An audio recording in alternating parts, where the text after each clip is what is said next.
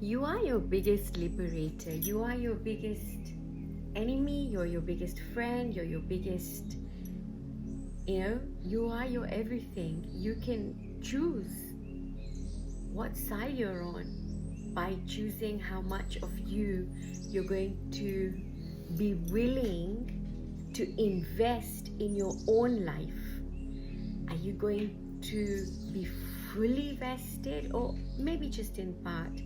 How much of a partner are you going to make the other into your manifest reality?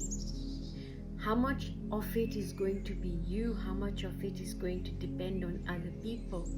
Can other people simply be there to enrich and to enhance the life experience that you have chosen for yourself, or are they going to be the ones that determine how you're going to experience your life? How you're going to experience your life will depend on the amount of clarity you have.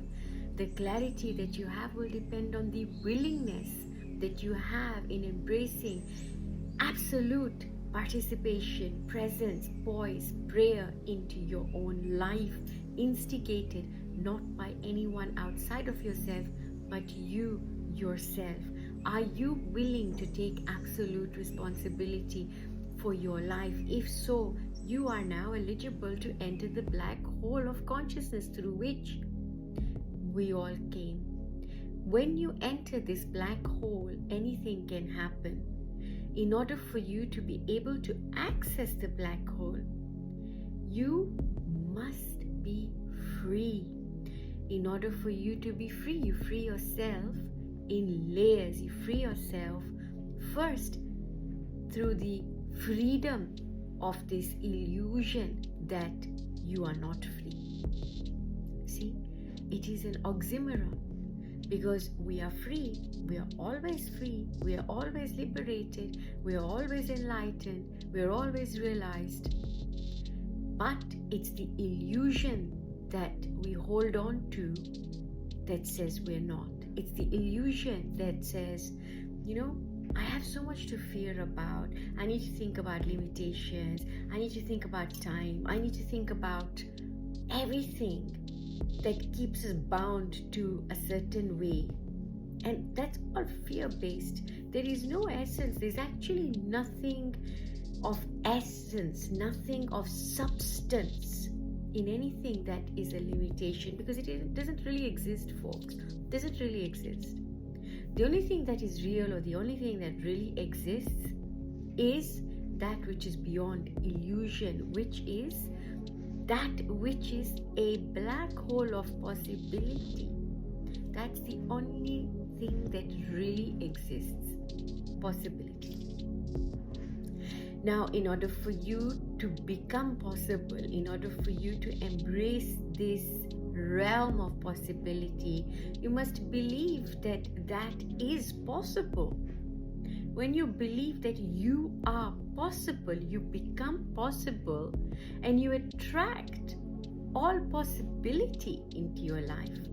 But when we live based off of a paradigm that only exists to maintain the memories that you have created, to maintain the current level of your consciousness, to maintain all that you have accumulated by way of your conditioning, your conditioned existence, then that is not a possibility, but merely a confirmation of where you are that is then projected back in your reality.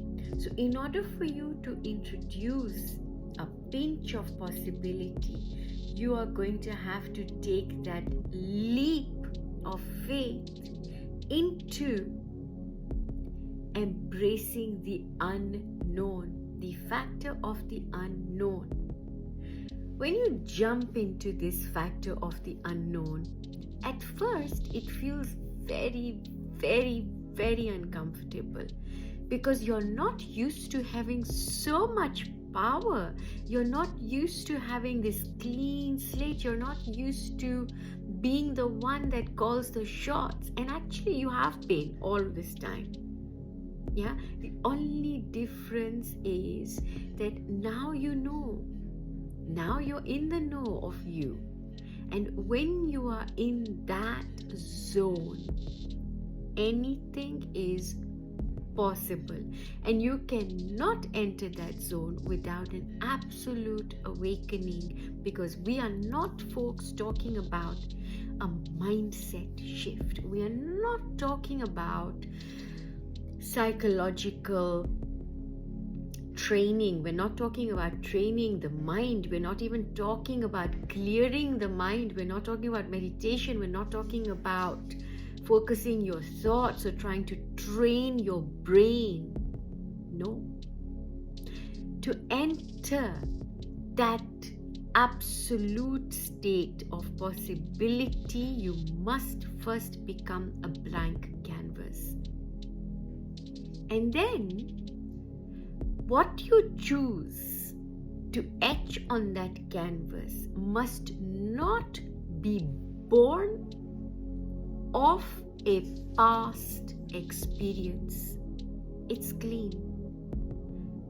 What then is going to be the driving factor to determine what gets etched on that canvas? Can you then be sure that what you have then decided to etch on that canvas comes from no conditioning? It is that state that you get into post-spiritual Kundalini awakening, and that is the state that you can call enlightenment or you can call realization, but you're simply entering into the zero state. You're entering into the state of the womb. The state where, what does the womb do? The womb is not what is going to create. It is what is going to gestate. It is what is going to carry the creation, the womb. Yeah?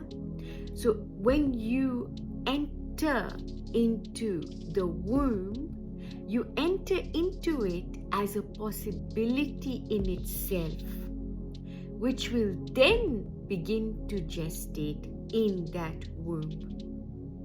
Yeah, it's a very, very deep, folks. It's not even a concept. This is something that just is. For those of you who are experiencing this beautiful awakening, you're experiencing this magnitude of this sort of stateless states that are not definable, and you can call it a Kundalini rising in your crown, beyond the crown, a Kundalini rising beyond the state of Turiya, going into Turiyatita, going into a state beyond the state of Samadhi, folks.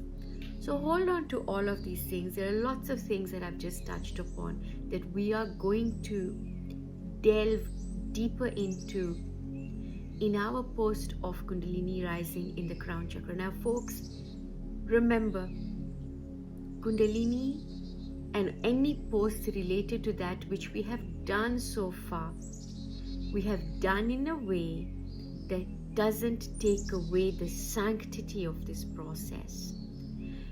When you want to get deeper into this, you can reach out, you can connect on a one-to-one.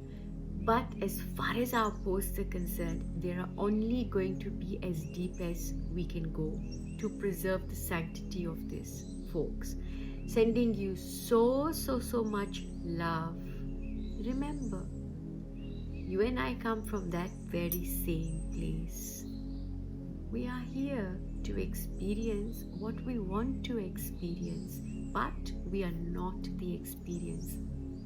Sending you so much love. May this year be full of possibilities, and may you embrace your possibility and make you your absolute possibility. Lots of love. Take care.